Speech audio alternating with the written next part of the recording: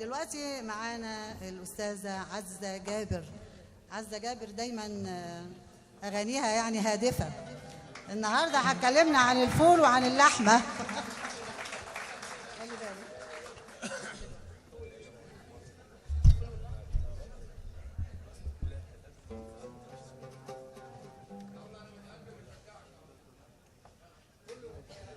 هتكلم عن الفول واللحمة النهاردة.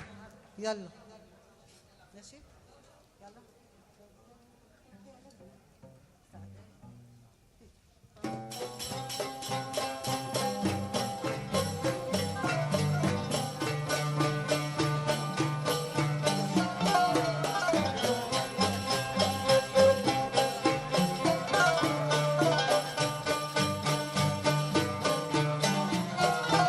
عن موضوع الفول واللحمة صرح مصدر المسؤول إن الطب اتقدم جدا والدكتور محسن بيقول عن موضوع الفول واللحمة صرح مصدر المسؤول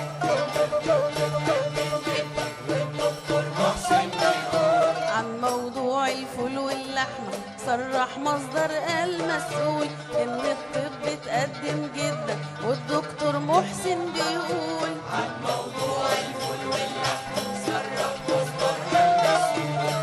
الطب اتقدم جدا والدكتور محسن بيقول إن الشعب المصري عموما من مصلحته يقرقش فول حيث الفول المصري خصوصا يجعل من البني آدم غول والبروتين الكامل طيب نادر زيه في أيها فول تاكل فخدة في ربع سكيبة والدكتور محسن مسؤول يديك طاقة وقوة عجيبة تسمن جدا تبقى مهول لحمة نباتي ولا في الحاتي تاكل قدرة تعيش مسطول لحمة نباتي ولا في الحاتي تاكل قدرة تعيش مسطول لحمة نباتي ولا في الحاتي تاكل قدرة تعيش مسطول لحمة نباتي ولا في الحاتي تاكل قدرة تعيش مسطول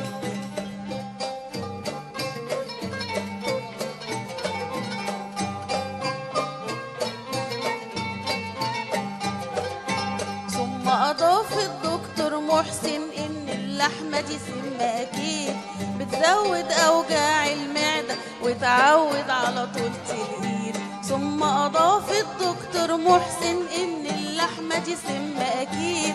بتزود أوجاع المعدة وتعود على طولة الإيد وتنيم بني آدم أكتر وتفرقع منه المواعيد واللي بياكلوا اللحمة عموما هيخشوا جهنم تأبيد واللي بياكلوا اللحمة عموما هيخشوا جهنم تأبيد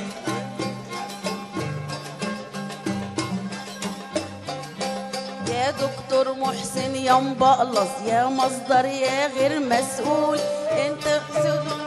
العالم والعالم محتاج لعقول يا دكتور محسن يا مبقلص يا مصدر يا غير مسؤول حيث انه انتوا عقول العالم والعالم محتاج لعقول ايه رأي جنابك وجنابهم فيه واحد مجنون بيقول احنا سيبونا نموت باللحم وانتوا تعيشوا وتاكلوا الفول احنا سيبونا نموت باللحمة وانتوا تعيشوا وتاكلوا الفول احنا سيبونا نموت باللحمة وانتوا تعيشوا وتاكلوا الفول ما رأي جنابك وجنابهم مش بالذمة كلام معقول